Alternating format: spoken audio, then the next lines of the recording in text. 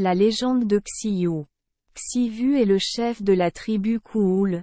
Il existe également une théorie selon laquelle Xivu est le chef des tribus Nyu Dodang et Dieu Dodang, et est le grand dieu démon le plus mentionné parce qu'il a combattu avec l'empereur Xuanvien au cours de l'époque. Bataille de Zhuolu dans la légende chinoise. La légende raconte que Xivu a une apparence féroce ressemblant à une tête de buffle, avec 2 ailes jaillissant de son dos. Il a 81 frères. Il existe un record de 72, qui ont tous des capacités extraordinaires, 8 bras et 9 jambes, courageux et aguerris au combat, et extrêmement puissants.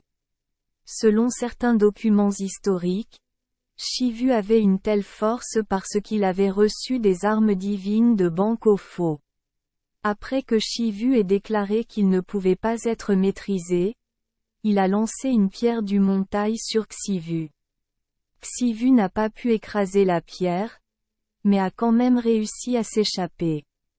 Dès lors, les blocs de pierre en forme de 5 doigts, gravés des mots « dalle de pierre Taisong », Taishan Shi Gandang, dalle de pierre Taisong, sont devenus une arme spirituelle du peuple Han pour repousser le mal et le désastre. Lorsque l'empereur Xuanyuan a vaincu les tribus une par une et a établi la tribu la plus forte du bassin du fleuve Jaune, le clan Huaa, le clan Jiuli de Xiyu était déterminé à ne pas se laisser apprivoiser et est sorti pour riposter, incitant à un incendie. Guerre entre 2 races. Avec une force extraordinaire et l'aide d'autres grands démons, dont Yin Tien, Koafo, Kong Kong et Beneu, Xivu a vaincu consécutivement l'empereur Yinvien 72 fois. Ce n'est que lorsque l'empereur Xuanyuan a invité Nuba à combattre dans la bataille de Trak Lok et a été assisté par Huyen Nu que Xiyu a perdu la bataille. La fin de Xiyu après la bataille avec l'empereur Xuanyuan a de nombreuses versions différentes, mais il y en a 2 les plus courantes. Résultat: être vaincu et tué, et se rendre pour devenir un dieu général. La deuxième théorie est enregistrée dans Dat Chu Tu Tuong Mok Tien, selon laquelle Xivu a chassé Shish de Yemd. Shish de a demandé l'aide de l'empereur et le deuxième empereur a uni ses forces pour tuer Xivu à Trung. La troisième théorie est enregistrée dans Son Ai Kin Daioang Beijing, selon laquelle Xivu a envoyé des troupes pour attaquer l'empereur. L'empereur a ordonné à Hunglong, Yinglong, de se battre. Les 2 camps ont mené une grande bataille sur le terrain. À Qisho, Xiyu a été vaincu et tué. Bien que les théories ci-dessus présentent toujours quelques différences, la plupart d'entre elles montrent des détails sur les combats de Xivu avec l'empereur. Le processus de guerre est également complexe et présente un haut degré de nuances mythologiques. Xiyu est bonne au combat, a créé 5 types d'armes, a changé les nuages, a créé un épais brouillard pendant 3 jours entiers.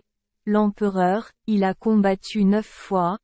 Il n'a pas gagné 9 fois, 3 ans sans défaite. Être dedans. Ngu Long Ado rapporte que l'empereur ne pouvait pas vaincre Xivu. Alors il leva les yeux vers le ciel et se lamenta. Les cieux envoyèrent Huyen Nu pour donner aux soldats de l'empereur un soutien divin.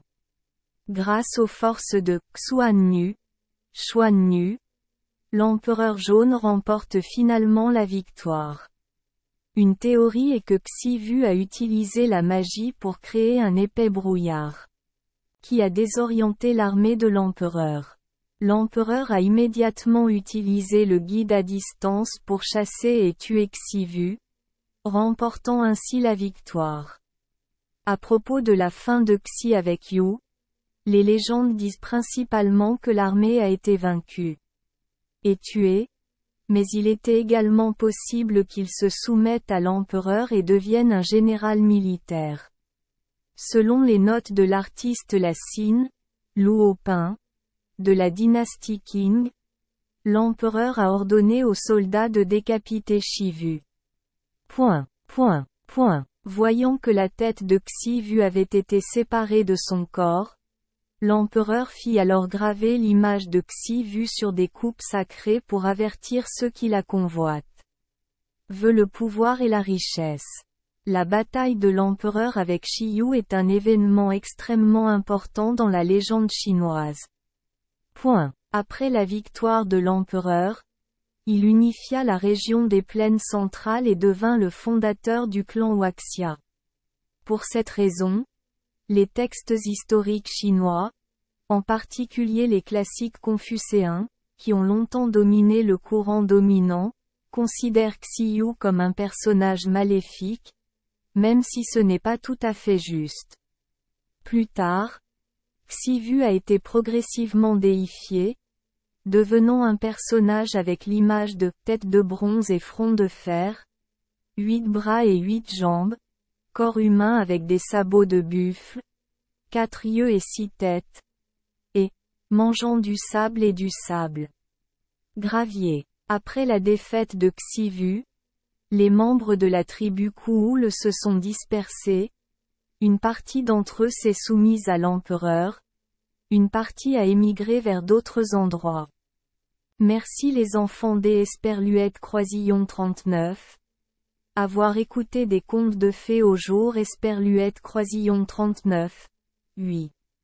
Espérons que les histoires apporteront aux enfants des moments heureux et significatifs.